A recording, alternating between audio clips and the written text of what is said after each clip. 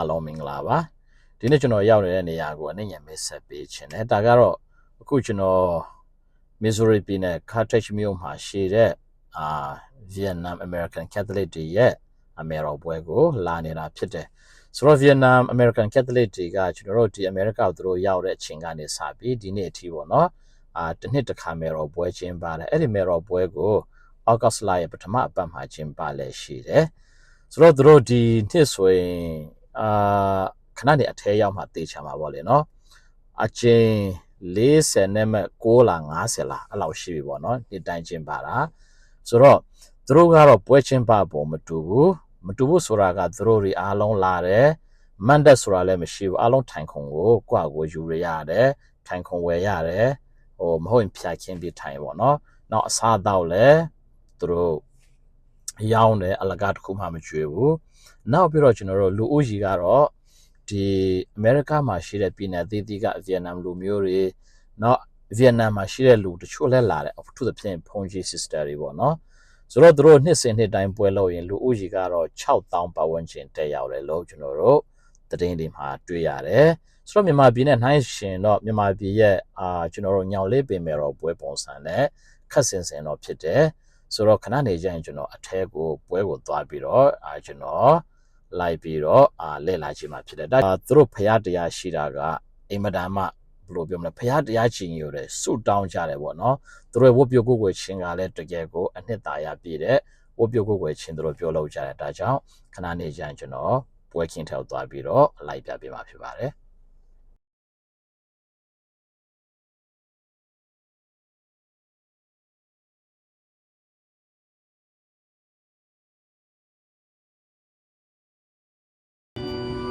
ဆိုတော့ဒီနေရာကသူတို့မဲတော့ပွဲချင်းပါတဲ့နေရာပေါ့နော်ဆိုတော့သူတို့ကဒီတိုက်အင်ကိုဒီမျက်နှာစာကိုသူတို့ station ဖြစ် concrete နဲ့အသေးဆောက်ထားတယ်နောက်ဒီဟာတွေဆိုရင်ဒီကွင်းပြင်မှာနော်သူတို့ကဒီမှာမြေကွက်ကိုဧကပေါင်း50ကျော်လောက်ရှိမယ်ထင်တယ်နော်ဟိုဘက်မှာကျွန်တော်တို့တဲလေးတွေမြင်ရတယ်ဒါကဖျားဖိုးတွေတဲဖြစ်တယ်အဲ့မှာတဲကြတယ်တချို့ဟိုတယ်တဲပေါ့နော်ဒီထိုင်ခုံလေးတွေနော်ဒီတစ်ပင်အောက်ကလည်းလိုပဲသူတို့ပွဲလို့ရင်တိတန့်ထိုင်ခွင်မလို့ပဲနဲ့ဒီလိုပဲထိုင်ကြတယ်ခဏနေကျရင်တချို့ကဖြာယူလာပြီးဖြာခင်းထိုင်ကြမယ်ခဏနေဒီမှာပဲမိစားပူဇော်ခြင်းရှိမယ်နောက်ကျွန်တော်တို့ဟိုမှာမြင်ရမယ်နော်တချို့ကခုအာပဖြစ်နေကြတယ်ထို့သဖြင့်ကျွန်တော်တို့ဟိုဖက်ချမ်းမှာရှိရင်ဒါက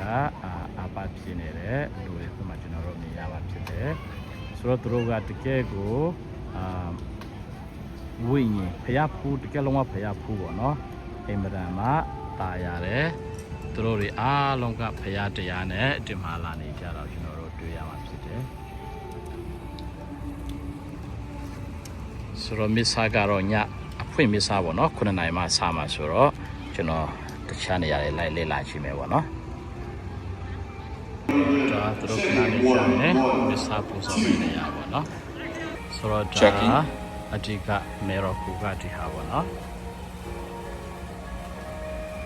checking 1 2သူတို့ကမစ်စာဟောတဲ့အခါမှာဒီဖက်တွေလည်းလူတွေထိုင်မယ်ပြီးရင်ဝါနဲ့ screen မှာပြပြတာပေါ့နော်သူတို့ကလူကဒီညအဖွင့်မစ်စာဆိုရင်လူက3တောင်းနဲ့6000ပတ်ဝန်းကျင်ပေါ့နော်ဆိုတော့ဒါသူတို့မေရော checking systems နောက်ဒီမေရောကူနားမှာပဲခုကျွန်တော်တို့မြင်နေရတဲ့တဲတွေနော်သူတို့ဒီမှာအားလုံးတဲကြတယ်ဒါကကိုထုကိုထားပေါ့နော်ဒီတဲတွေမှာဖျားဖို့တဲ့ဧည့်သည်တွေအားလုံးတဲကြတယ်ဒါကတော့သူတို့ရက်တောင်တို့ဦးထိုးတို့နော်ကြောင်းတဲ့ဌာနဖြစ်တယ်ဒီနေရာတွေကျတော့သူတို့ဈေးရောင်းတဲ့နေရာပေါ့နော်ဖျားပုံလေးဒီထက်မှရောင်းချတယ်ဒီဖက်မှာကတော့အစားတောက်တန်းပေါ့နော်အထူးသဖြင့်ဒီဖက်မှာကျတော့အစားတောက်ဆိုပေမဲ့ဟောတယ်ပေါ့နော်အချိုးရည်တွေပုံများတယ်ဟိုဘက်မှာနော် smoothie တို့တည်ဖြော်ရည်တွေဒီဖက်မှာရောင်းတဲ့နေရာဖြစ်တယ်ဆိုတော့ဒါတို့ဖျားမရှိဘူးခင်ပေါ့နော်ဒါလုံးဝပွဲစည်းတန်းလိုပဲအစားတောက်ရည်နဲ့နော်ဒီအဲ့လိုအလဲသွားတဲ့လူဈေးဝယ်တဲ့လူနဲ့တို့ပွဲတကယ်ကိုဖျားပွဲစီကားတာပေါ့နော်ဟိုဘက်မှာလည်းဒီချေဖွဲ့လေးရှိတယ်ဆိုတော့ ကယ်ကိုအားလုံးကပျော်ပျော်ရွှင်ရွှင်ကိုကျင်းပနေကြတာခုကျွန်တော်ကတော့စားတော့စားတစ်ချက်လောက်ထမင်းသွားစားလိုက်အောင်နော်ဒီဖက်ချမ်းမှာချက်ပြောတဲ့အဖွဲ့တွေချက်ပြုတ်နေကြနော်ချက်ပြောရဲ့အဖွဲ့တွေရဲ့အခန်းကဏ္ဍတွေပေါ့နော်ဆိုတော့ဒါမျိုးကအများကြီးရှိတယ်နော်သူတို့ရဲ့စနစ်ကတော့ထမင်းကျွေးရတာအဆင်ပြေနော်နံပါတ်လေးထောင်ပြီးတော့စပွဲထိုးရလာကြတယ်နော်ဆိုတော့ဒီမှာနော်သူတို့ရဲ့စားတော့ဆိုင်ရှိပေါ့နော်ဒီမှာစားတော့ဆိုင်ဆိုတော့ကျွန်တော်တို့ဝင်ထိုင်တာနဲ့ဒီဟာလေးပေါ့နော်ဒီနံပါတ်ကိုဒီလိုမြောက်လိုက်ရင်စပွဲထိုးတွေကကျွန်တော်တို့စီကိုလာပြီးတော့လာမေးတယ်ပေါ့နော်ဆိုတော့သူတို့ system ကအများကောင်းတယ်ပေါ့နော်ဒီမှာလုံးအားပေးနေတဲ့ကလေးတွေကလည်းပြည်နယ်အသီးသီးကလူငယ်လေးတွေလာကြတာဖြစ်တယ်အကြောင်းသူအကြောင်းသားတွေပေါ့နော်ဒီဖက်ကျတော့အချိုပွဲရောင်းတဲ့ပွဲပေါ့နော်ဒီမှာ sister တွေလည်းရောင်းရတယ်ဒါရေခဲမုံတို့မုံလက်ဆောင်တို့မျိုးမျိုးရောင်းကြတာပေါ့လေနော်ဒီမှာဆိုရင်ပြောင်းဖို့ပြုတ်လဲရောင်းတယ်နော်ကျွန်တော်တို့ဘာလဲမသိပေါ့နော်ဟိုမှာ sister တွေရောင်းတဲ့အချိုပွဲပေါ့လေဘို့အားပေးရှိတယ်သူကနို့ရယ်ပါတယ်လဲမသိဘူးเนาะရောထားတာစားကြည့်လိုက်အောင်မနော်ကျွန်တော်တို့ဒီဖက်ကျတော့ဈေးတမ်းမဟုတ်တော့ဘူးเนาะဒါကျတော့ဒီဘုန်းကြီးအသိကိုင်း sister အသိကိုင်းတွေရဲ့ပြခန်းတွေပေါ့เนาะဆိုတော့ဟိုဖက်ဥမာတရားဆိုရင် Congregation of Mary Queen တဲ့เนาะသူတို့ဘက်မှာရှင်းရှားတယ်ဒီစသဖြင့်ပေါ့လေဆိုတော့ဟိုဖက်တော့ရှောက်ကဒါကဘုန်းကြီး sister အသိကိုင်းအသေးသေးရဲ့ပြခန်းနေဖြစ်ပါတယ်နောက်ပြီးတော့သူတို့ကဒီရေချိုးခန်းအိမ်သားပေါ့နော်ဒီပွဲလာတဲ့တဲထုတ်ပင်တဲတဲ့လူတွေအားလုံးအတွက်ရေချိုးခန်းနေတယ်ဒီလိုလောက်ထားပေးတာအရင်ဆင်ပြီးတယ်ကျွန်တော်တို့ဟိုမှာပွဲခင်းပါအားလုံးကိုထိုင်ခုံနေဆိုတော့လေဒီမှာထိုင်ခုံတွေဖြာတွေရောင်းတဲ့ဌာနဖြစ်တယ်ပေါ့နော်ဆိုတော့ကိုထိုင်ခုံနဲ့ကိုတရားနဲ့တဲလိုက်မတဲလိုက်ထိုင်ခုံနဲ့ထိုင်ချင်းဒီမှာလာဝယ်ရတယ်မဟုတ်ရင်တော့ကျွန်တော်တို့မြက်ခင်းပြင်ပေါ်မှာထိုင်လိုက်ရုံပဲပေါ့နော်ဆိုတော့သူတို့ဒီမှာရောင်းပေးပါတယ်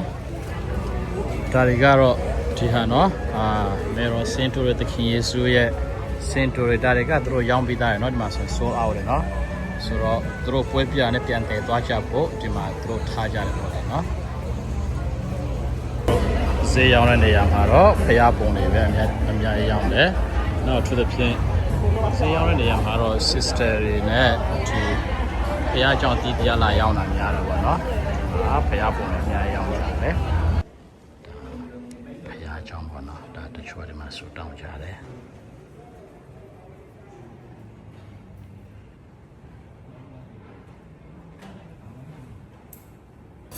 ဒီအောက်မှာ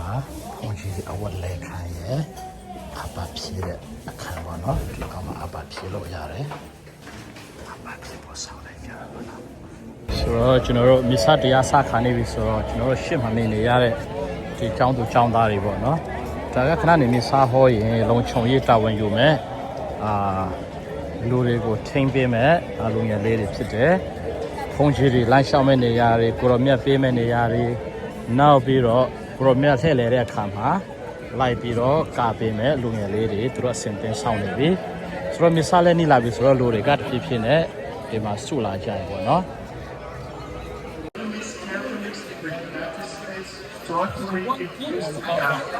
and celebrate the new Baptist model Christian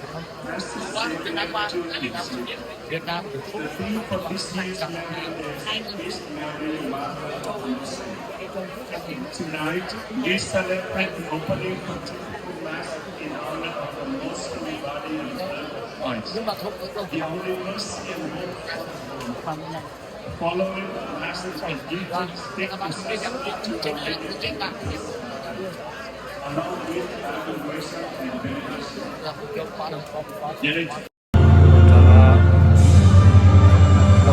လောအားပေးတဲ့လူငယ်လေးတွေပေါ့နော်ဒီဝတ်ဆောင်တဲ့ဟာတွေကလောအားပေးတဲ့လူငယ်နော်အဖြူနဲ့နဲ့ပြာနဲ့ပေါ့နော်ဒါ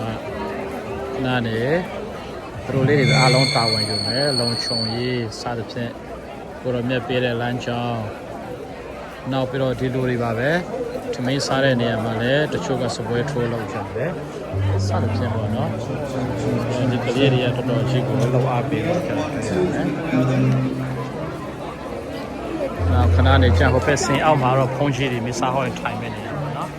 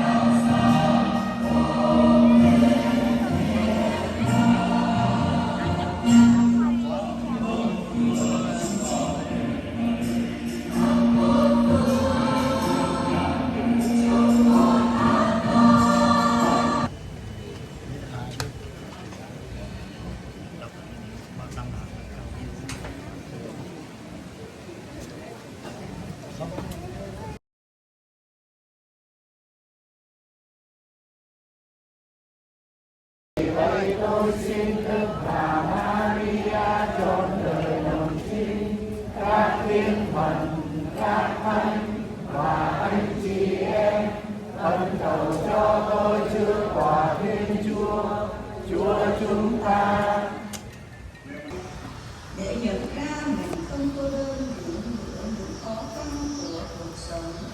Đặc biệt, xin cho chúng ta biết về với mẹ để cùng nhau cầu nguyện, tham dự thánh lễ, lắng nhận bí tích hòa giải và kính múc nguồn bình an nơi Chúa. Chúng ta cùng nguyện xin Chúa. Xin Chúa nhận lời chúng con.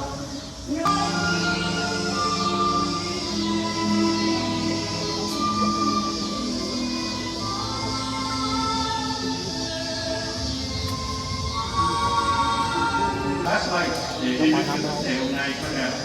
và điều kiện chúng con trong trường cũng hơi ngắn, cho nên chúng con xin được tập quy sao thầy sơ đi thẳng hàng năm và toàn thể quy sao dân đi dồn lên cho đến khi trận thành Nga. Rất là cảm ơn sự hỗ trợ của quý vị.